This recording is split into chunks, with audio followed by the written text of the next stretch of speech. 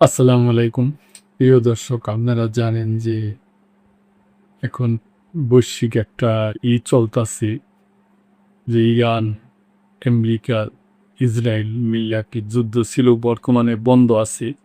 কিন্তু ২ দেশের মধ্যে আলাপ আলোচনা চলতাছে। তো এরকমই যে যুক্তরাষ্ট্র হয়তো রাজি হইছে আরকি ইরানের জব্দ করা $২৪ বিলিয়ন সব সম্পদ আরকি ছাড় দিবে।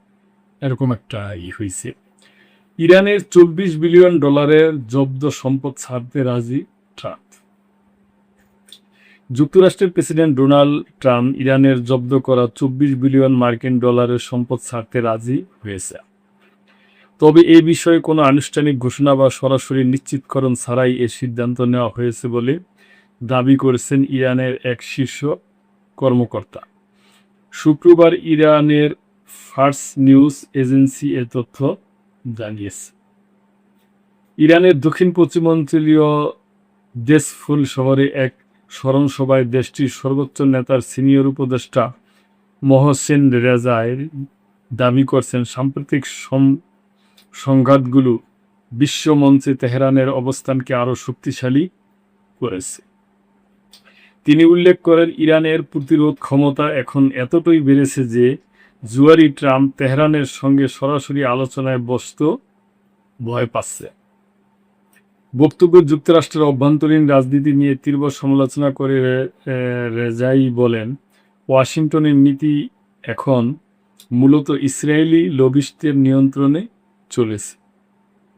লবিস্টদের অতিরিক্ত প্রভাবের কারণে যুক্তরাষ্ট্রকে এখন জায়নবাদী শাসনের উপনিবেশ বলা হয়।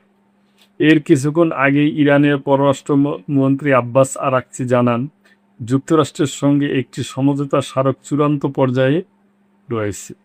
চুক্তিটি স্বাক্ষরিত হলে লেবানন সহ বিভিন্ন ফ্রন্টে চলমান সংঘাতের আনুষ্ঠানিকভাবে অবসান ঘটবে এবং ইরানের উপর থেকে নিষেধাজ্ঞা প্রত্যাহারের আলোচনা সহজ হবে। ওয়াশিংটনের পক্ষ থেকেও ইতিবাচক বার্তা এসেছে। ট্রাম্প প্রশাসনের এক ঊর্ধ্বতন কর্মকর্তা শুক্রবার জানিয়েছেন, আগামী কয়েকদিনের মধ্যে ইরানের সঙ্গে যুদ্ধবিরতির চুক্তি স্বাক্ষরিত হতে পারে। তবে এই চুক্তির অন্যতম শর্ত হিসাবে ইরানকে তার পুরো পরমাণু কর্মসূচি ভেঙে দিতে হবে।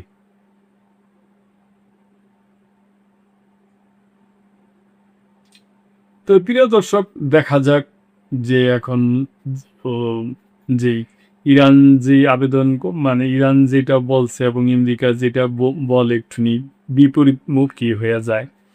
দেখা যাক কি হয়। আমরা আশা করি যে আমরা যুদ্ধ চাই না, আমরা শান্তি চাই।